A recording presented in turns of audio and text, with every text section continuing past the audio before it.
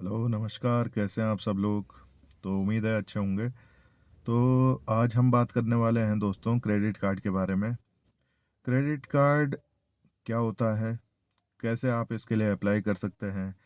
क्या ये बेनिफिट दे सकता है आपको या फिर जो है आपकी जेब ढीली करवा सकता है? इसका मतलब आपकी जेब में से पैसा निकाल सकता है। क्रेडिट कार्ड के बेनिफिट क्या होते हैं और क्या नहीं होते हैं, ये सारे टॉपिक के ऊपर हम आज बात करने वाले हैं। तो सबसे पहली बात, क्या क्रेडिट कार्ड इतना यूज़फुल है जितना कि जो है आज की डेट में बनाया गया है ऐसे, या फिर ये इतना यूज़फुल नहीं होने के बाद भी जो है ज़बरदस्ती इसको जो है सबसे आगे रखा गया है। ठीक है? तो सारी चीज़ों के ऊपर हम जो है एक बार नज़र डालेंगे। एक रिव्यू करेंगे क्रेडिट कार्ड के ऊपर, ठीक है? एक तरीके का रिव्यू वीडियो है ये क्रेडिट कार्ड के ऊपर। तो सबसे पहली बात हम शुरू करते हैं क्रेडिट कार्ड बेनिफिट और क्रेडिट कार्ड अप्लाई कैसे करते हैं, ठीक है?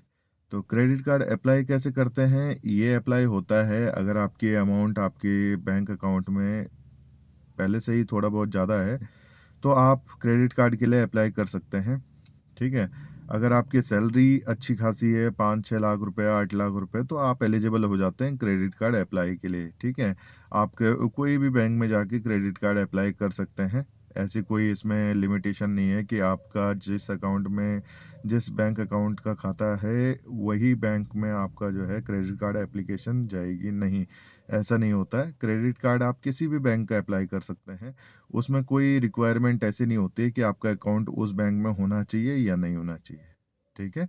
आपकी सैलरी अच्छी होनी चाहिए, आपके पास 2 साल 3 साल की आईटीआर होनी चाहिए, इनकम टैक्स रिटर्न जिसको बोलते हैं, वो होनी चाहिए आपके पास, और एक सैलरी का सोर्स होना चाहिए आपके पास। जैसे कि अगर आप बिज़नेस करते हैं, सेल्फ एम्प्लॉयड है, ठीक है? आप जो है सैलरीड हैं, गवर्नमेंट एम्प्लॉयी है, आप कुछ भी हैं, आप एलिजिबल हो जाते हैं क्रेडिट कार्ड के लिए। ठीक है। अब चलते हैं इसके आगे। अगर आपको क्रेडिट कार्ड मिल जाता है तो 30 दिन के अंदर इसको वैलिड करवाना होता है। जैसे कि अगर मान लो आपने अप्लाई कर दिया, तो ये लगभग हर बैंक की पॉलिसी है कि आपको, अगर आपके पास कार्ड जो है एप्लीकेशन करने के बाद जैसे ही आपके पास जो है वहाँ से इशू हो जाता है बैंक से, मान लो आज 15-16 तारीख है। अगर 15-16 तारीख को आपके पास कार्ड जो है, आपका कार्ड बैंक से निकल चुका होता है, तो बैंक से निकलने के बाद कम से कम इसमें जो है 30 दिन का टाइम होता है आपका कार्ड एक्टिवेशन करने के लिए। अगर 30 दिन के बाद आप इसको एक्टिवेट करेंगे तो ये एक्टिवेट नहीं होगा, क्योंकि 30 दिन की पॉलिसीज़ होती है, जिसके बाद फिर जो है कार्ड डीएक्टिवेट अपने आप ही हो जाता है, ठीक है? तो अगर आप क्रेडिट कार्ड अप्लाई करते हैं तो आपको 30 दिन के अंदर उसको जो है उसका पासवर्ड सेट कर लेना है, और हो सके तो एक आध पेमेंट भी कर देना, चाहे छोटी-मोटी पेमेंट करो, ठीक है? कोई इश्यू नहीं है। दूसरी चीज़ क्या है, क्रेडिट कार्ड के बेनिफिट। देखो, मैं आपको एक चीज़ जेन्युइन बताता हूँ, क्रेडिट कार्ड के बेनिफिट भी बहुत अच्छे हैं और क्रेडिट कार्ड के लॉस भी बहुत अच्छे हैं। मीन्स बहुत, अगर लॉस हो गया तो बहुत ज़्यादा होता है, अगर फ़ायदा है तो फ़ायदा भी बहुत अच्छा होता है, ठीक है? सपोज़ करो आपके पास जो है बिल जनरेट होता है इसका 12 तारीख, 13 तारीख, या फिर जो है 14 तारीख, या फिर 2-3 तारीख। तो क्रेडिट कार्ड का बेनिफिट ये है कि आप मान लीजिए कि इसमें से 2 लाख रुपए आपकी लिमिट बनती है या 1 लाख रुपए बनती है, तो आपकी जेब में एट अ टाइम पे 1 लाख रुपए है।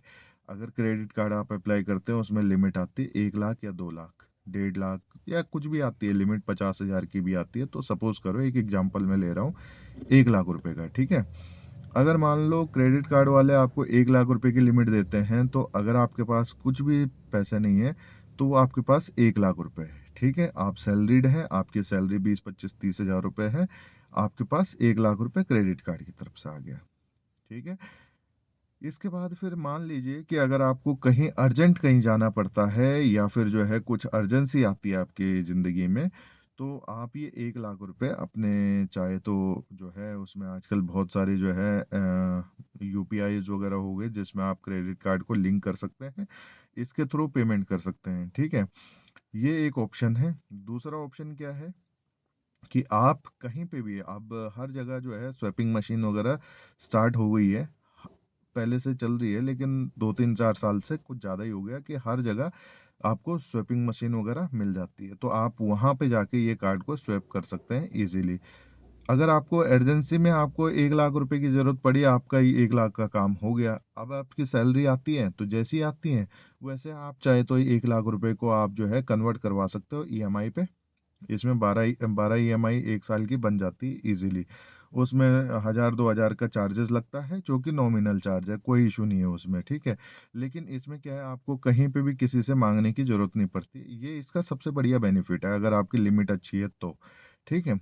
इसका जो डिसएडवांटेज है, जो इसका लॉस होता है, वो किस तरीके से होता है, इसमें पेमेंट की एक प्रोसेस होता है। जैसे कि मान लीजिए 13 तारीख का आपका जो है बिल जनरेट होता है, सपोज़ करिए, ठीक है? तो 13 से 13 तक आपको कोई इंटरेस्ट नहीं देना है। 13 तारीख को जब अगला बिल जनरेट होगा, तो आपका जो है 20 दिन का टाइम होता है, जिसमें आपको ये पूरी पेमेंट, जितनी भी आपने यूज़ करी है इसकी पेमेंट, आपको रीपेमेंट करनी पड़ती है, ठीक है? अगर नहीं करनी है, तो आप जो है, आपके पास फिर भी 15 दिन का टाइम और होता है कि आप जो है अपने जो कार्ड की है इसको ईएमआई में कन्वर्ट करवा सकते हैं, जितना भी आपने खर्च किया है, ठीक है? ये बेनिफिट है इसके। बहुत सारे जो हैं लोग जानते नहीं हैं, लेकिन बेनिफिट है इसके, ठीक है? दूसरी चीज़ क्या बेनिफिट है इसकी, अगर आप शॉपिंग करने कहीं जाते हैं, आपने कोई अप्लायंस लेना है, जैसे कि आपने टीवी, फ्रिज वगैरह कुछ लेते हैं आप, और वहाँ पे अपना कार्ड वगैरह स्वैप करते हैं, तो हो सकता है कि उस कार्ड के ऊपर, जैसे कि मान लीजिए एक्सिस बैंक का कार्ड है, या फिर एचडीएफसी का कार्ड है, या फिर यस बैंक का कार्ड है, एसबीआई का कार्ड है, तो बहुत सारे रिवॉर्ड्स वगैरह वहाँ पे कैशबैक मिल जाते हैं, ठीक है? कैशबैक मिलने का मतलब ₹5000 लेस पड़ जाता है, हो सकता है 5000 हो सकता है, तो वो उस टाइम के ऊपर की बात है, जो ऑफ़र आपको मिल रहे होंगे उस टाइम पे, ठीक है? वो उस टाइम के ऑफ़र के ऊपर बात है कि आपको कितना ऑफ मिलता है, ठीक है? अब चलते हैं इसके जो है बिलिंग सिस्टम, जो मैं आपको बता ही रहा था, तो बिलिंग टाइम होता है इसका 50 दिन का। आपने अगर मान लीजिए, और इसमें बिलिंग का भी ऐसा मत देखिए कि आपने जिस दिन से स्वैप किया है, उस दिन से लेके 50 दिन, ठीक है? नहीं, ऐसा नहीं होता है।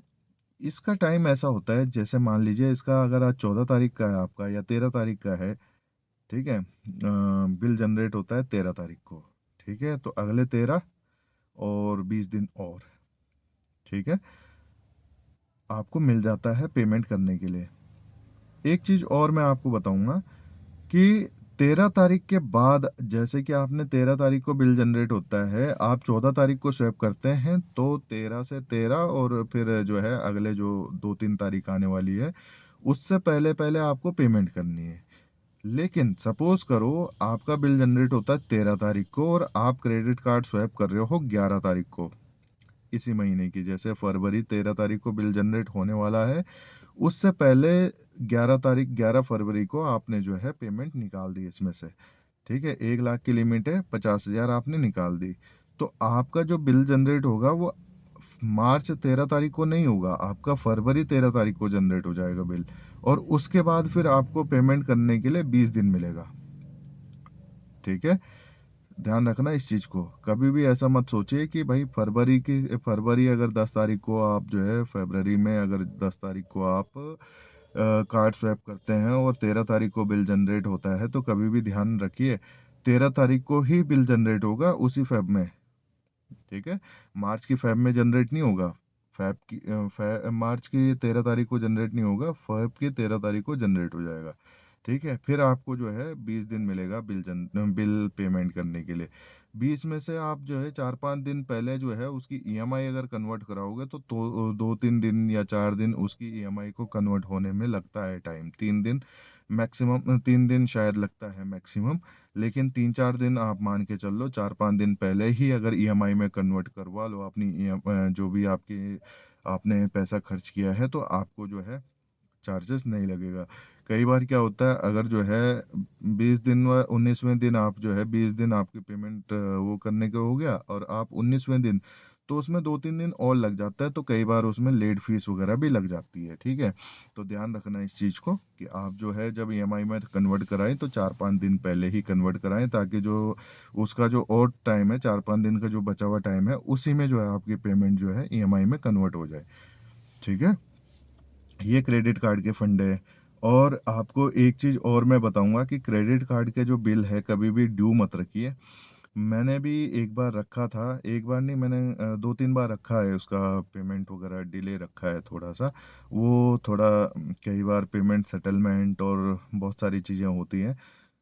तो उसके जो चार्जेस होते हैं वो कई बार इतने होते हैं कि 1 महीने में 4-4 हज़ार, 5-5 हज़ार, क्योंकि 2400-2500 रुपए तो उसमें जो है जो शायद बाउंसिंग चार्ज लगता है। जैसे मान लो आपने इस महीने आपकी लिमिट है 1 लाख की, आपने 50,000 जमा किया, उसमें जो है लेट फ़ीस 2400 रुपए लग जाती है और उसके बाद फिर जो है कई बार 500 रुपए 5-500 करके 2-3 चार्जेज़ और लगते हैं इसके अंदर। मैं आपको किसी टाइम पे जब मेरा बिल जनरेट होगा मैं आपको दिखाऊँगा, और अगर कोई बाउंस वाला कुछ होगा तो मैं आपको वो भी दिखाऊँगा। ठीक है? तो उसमें जब जो है चार्जेज़ लगते हैं तो कई बार 4000 तक के भी, 4000 5000 तक के एक्स्ट्रा चार्जेज़ भी उसमें कई बार होते हैं। ठीक है? तो ध्यान रखें, कभी भी अपना क्रेडिट कार्ड का जो बिल है उसको ओवरड्यू ना करें। ओवरड्यू के बाद फिर इनके चार्जेज़ बहुत ज़्यादा हो जाते हैं, और 2 महीने आपने अगर पेमेंट रोक दी तो बैंक वाला आपके घर पे भी आ सकता है। ठीक है? तो इस चीज़ को आप जो है नज़रअंदाज करें। ठीक है? आप ये कर सकते हैं कि आपने आपकी सैलरी अगर 1-2 तारीख को आती है, तो पहले आपने अपने सैलरी में से जो है क्रेडिट कार्ड की पेमेंट कर ली। उसके बाद फिर आप शॉपिंग के लिए वो क्रेडिट कार्ड यूज़ कर सकते हैं। उसके बाद फिर दोबारा सैलरी आएगी, आप पेमेंट जमा करो और दोबारा से फिर क्रेडिट कार्ड यूज़ करो। उसका 50 दिन का तो वैसे भी टाइम मिलता ही है, उसमें कोई इश्यू तो है नहीं। ठीक है? 50 दिन का टाइम जब मिल जाता है, तो वो इनफ टाइम होता है पेमेंट को रीशेड्यूल करने के लिए। ठीक है? एक बार आपने जो है पेमेंट आई आपके पास, आपने कहीं से पेमेंट आई, आपने दोबारा से जो है कार्ड के अंदर डाली, आपने कार्ड दोबारा से फिर यूज़ किया, वो पेमेंट वापस कर दी। ठीक है? लेकिन कभी भी ऐसा मत करिए कि आपका क्रेडिट कार्ड के ऊपर आपको ब्याज पे ब्याज लगे, क्योंकि वो बहुत महँगा पड़ जाता है। क्रेडिट कार्ड का कई बार 30-30% और 30-35% के आसपास इनका ब्याज होता है। ठीक है? तो हमेशा ध्यान रखें, क्रेडिट कार्ड को यूज़ करें तो बहुत सावधानी से यूज़ करें, और बहुत जो है सतर्कता यूज़ से यूज़ करें। ठीक है? कभी आपका जो है क्रेडिट कार्ड ऐसे हाथों में भी ना पड़ जाएँ जो इसका गलत यूज़ करें। ठीक है? आप अपने फैमिली के अंदर भी इसको डिवाइड कर सकते हैं, इसके पेमेंट को 2-3 कार्ड आपने मँगवा दिए, या फिर जो है अलग-अलग जगहों पे, जैसे आपने वाइफ़ के नाम से भी एक सुपर कार्ड या ऐसे ही कुछ बोलते हैं इसको, कार्ड ऐड ऑन कर देते हैं कि भाई हम जो है हमारी लिमिट अगर 1 लाख की है तो 10,000 लिमिट मैंने फ़िक्स कर दी अपनी वाइफ़ के लिए, 10,000 फ़िक्स कर दी अपने बेटे के लिए, तो पेमेंट तो ख़ैर मैं ही करूँगा, ठीक है? तो वो जो है अपने-अपने टाइम पे जब उनको पेमेंट चाहिए होती है तो हम जो है वो जो है अपने आप ही कहीं शॉपिंग मॉल में उस क्रेडिट कार्ड को यूज़ कर सकते हैं, ठीक है ना? तो ध्यान रखें, क्रेडिट कार्ड बहुत नाज़ुक चीज़ होती है, इसका यूज़ हमेशा अच्छे उसके लिए करें, जब ज़रूरी हो तभी यूज़ करें, ठीक है? ऐसे हर जगह क्रेडिट कार्ड भी यूज़ करोगे तो कई बार उसकी इतनी छोटी पेमेंट होती है कि आदमी सोचता है चल नेक्स्ट टाइम देते हैं। लेकिन क्या होता है, वो फिर आपके ऊपर चार्ज इतने लगा देता है कि आप जो है आपकी जेब वैसे ही ढीली हो जाती है, ठीक है ना? तो मिलते हैं अगले वीडियो के अंदर। धन्यवाद, जय हिंद, जय भारत। वीडियो अच्छा लगता है तो लाइक करें, सब्सक्राइब करें, चैनल पे कमेंट करें। अगर कोई ऐसी वीडियोस आपको चाहिए होती है जिसकी जानकारी हम दे सकते हैं तो आप कमेंट कर सकते हैं, ठीक है? और मिलते हैं अगले वीडियो के अंदर। Thank you.